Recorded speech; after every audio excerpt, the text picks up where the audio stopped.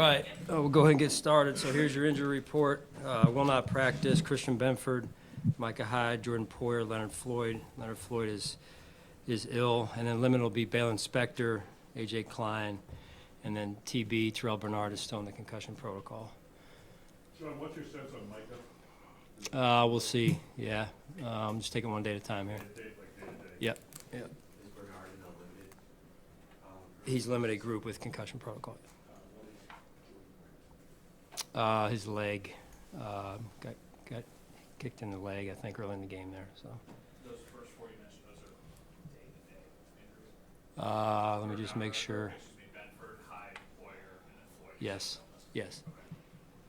Hey, Sean, what were your impressions of Linval Joseph after that game?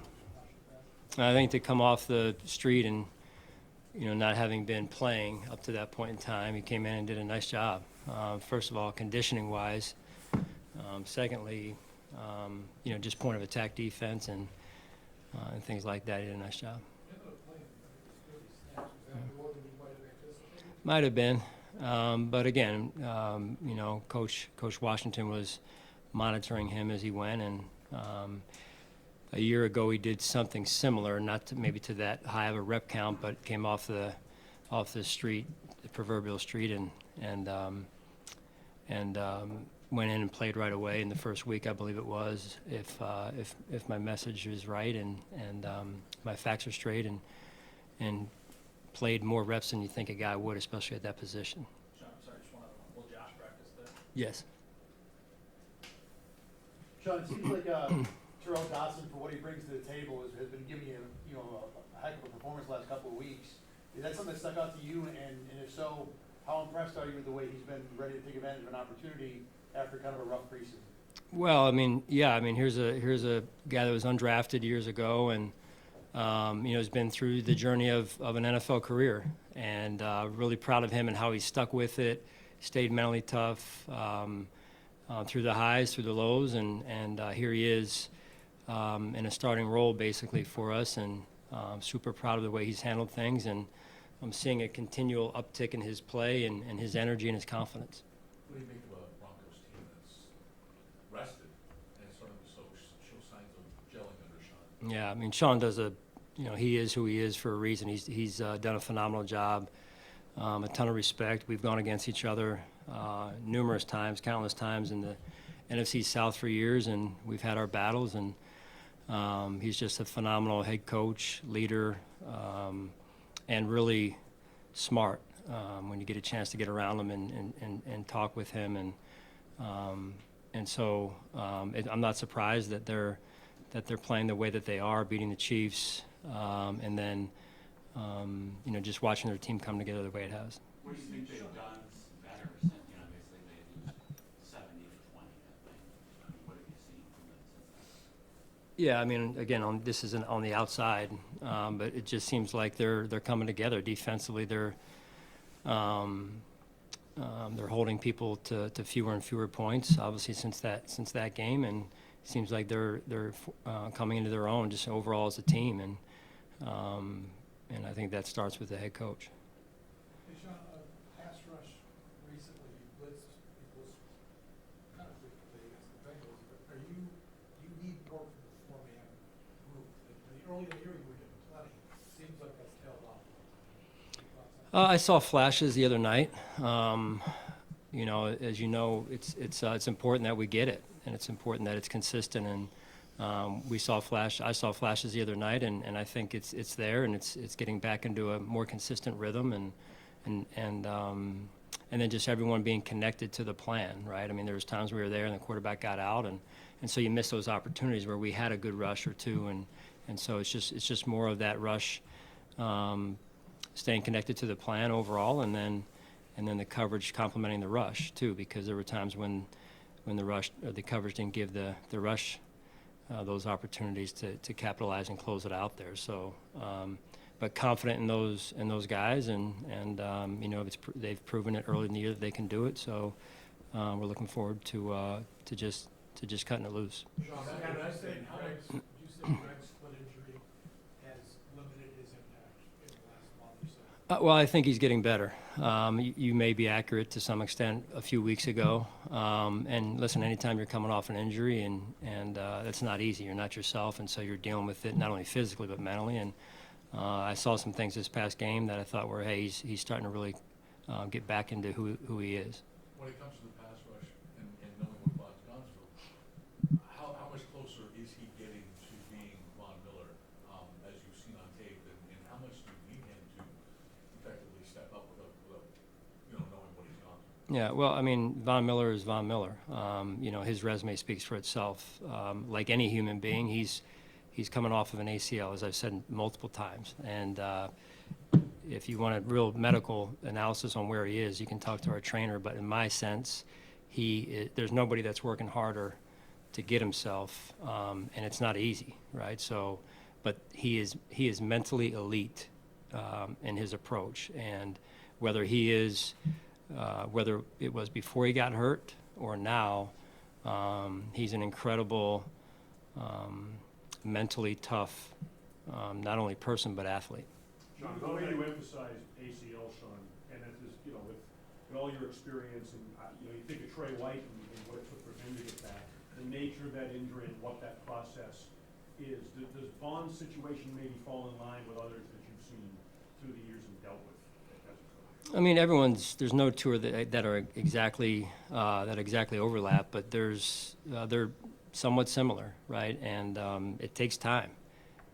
So that's really where we're at, and but I think each week you're seeing a tick up in the health, I'll call it, and with that, more of becoming a factor, and that'll come. I'm confident in that. Sean, going back to Greg, it seems like the last couple of years he's been an ascending player for you, but then he's had an injury that has maybe impacted that in some ways. Where do you feel like he's at mentally dealing with that challenge in, the physical side of it, maybe not allowing him to do everything that he wants to be doing for you guys? Right. I mean, that's. I just think, generally speaking, Jay, that's the cycle of a season, right? You're going to have some days and weeks and sometimes stretches of a month where you're feeling pretty good. You're not too banged up, and you're flowing. And then you're going to have some where you feel like you can't avoid it because one nick leads to another bump or bruise, and then just you kind of can't avoid it. And so that's just all in terms of generally speaking, a young player is learning how to deal with injuries and how to play through them. And then there is a balance of, hey, medically he's out there, but for any player, what's the level of performance going to look like? Whereas the next player who's inactive, say, are they better because they're healthier in this case? So, but it's like anything else. You try and make the best decision for the team and put people out there that can perform at that level. We need them to, and I applaud Greg. He's been pushing through, and we're banged up on defense in particular, and so guys are like they did the other night. Guys are they're playing hard and they're giving it max effort, and I applaud them for it. So. What do you make of your team's difficulty generating turnovers, and as a coach, how do you address something like that? Well, number one, you get what you emphasize. I think that's a coaching one-liner, I guess you'd say, for us coaches, that you get what you emphasize, and so, or you hope you do at least, right? So, we have to make sure we're continuing to emphasize taking the ball away, and then some of that comes with punching the ball out. Some of that comes with getting around the ball. Some of that comes with affecting the quarterback and those sack fumbles that you're looking for, or affecting the quarterback so it's an errant throw. And that's when you study takeaways. That's usually how they don't usually just fall out of the sky or the arms of a runner. And it comes from effort as well as getting around the football. And no different the other night when we put the ball on the ground in the red zone and with Dalton's situation, and they outworked us, and they got there before we did, and so that's a point of emphasis as well. How about Dane Jackson? What did you think of his game in Cincinnati? I thought he played well. I really did. We talk about making plays on the ball, taking the ball away, and that's important. It's one thing to be in position; it's another thing to make the play, and I was impressed and real proud of Dane and the way he did that Sunday night. Quarterbacks get a lot of scrutiny when they throw interceptions. Just how do you balance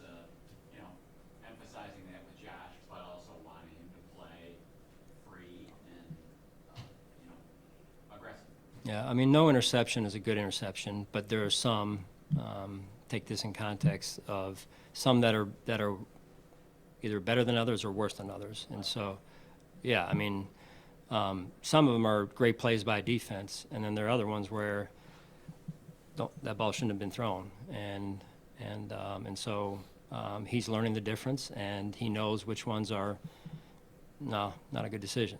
And then there are other ones where it's, hey, you know, okay, that guy made a great play. And so that's life at the highest levels in professional sports, because they're going to make some good plays once in a while. But as long as the decision is the right decision, you know, we're heading in the right direction. You mentioned Sunday about receivers just not looking like they were open 11 times.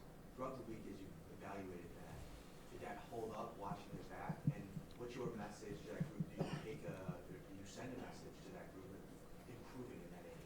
You know, I don't think it's, I mean, listen, there's always things we can do better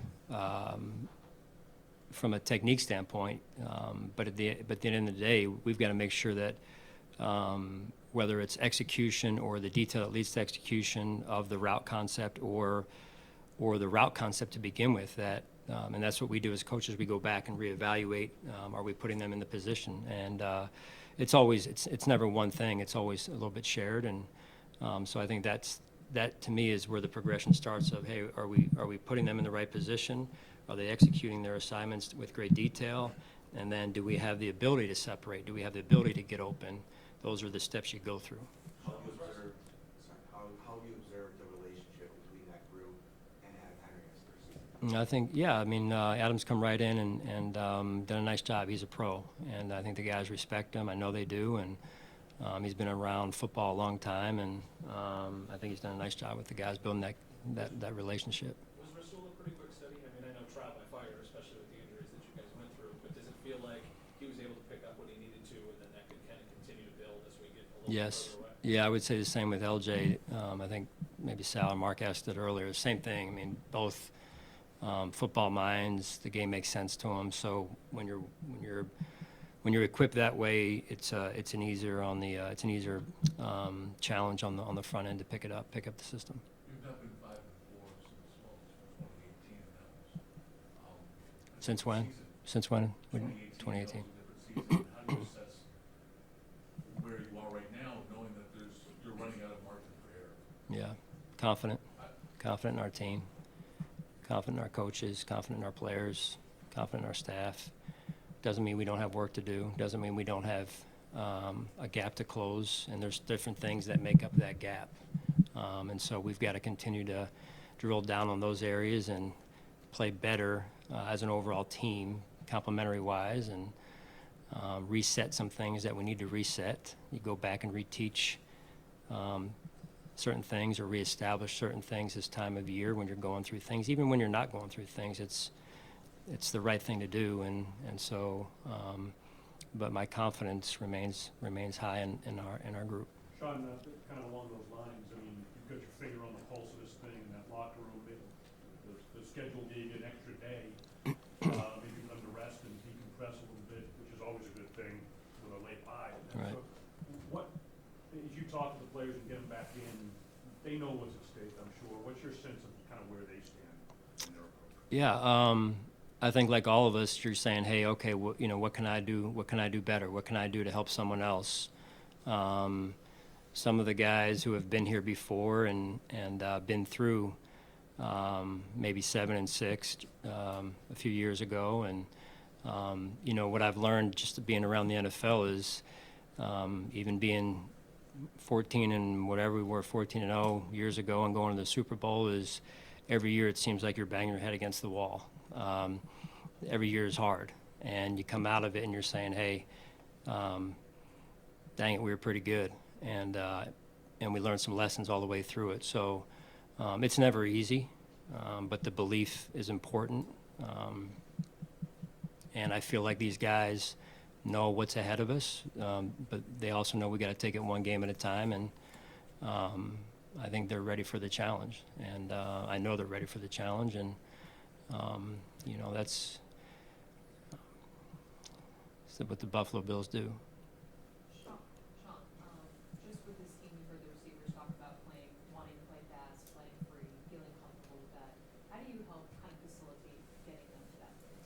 The wide receivers, Jenny said. Yeah, I mean, I think for our entire football team, that's a part of it, right? It's just going.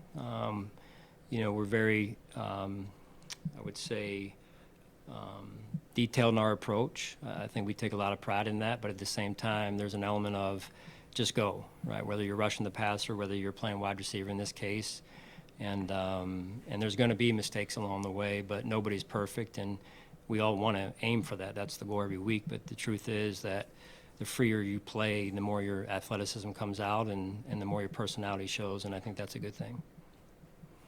All right, thanks, guys.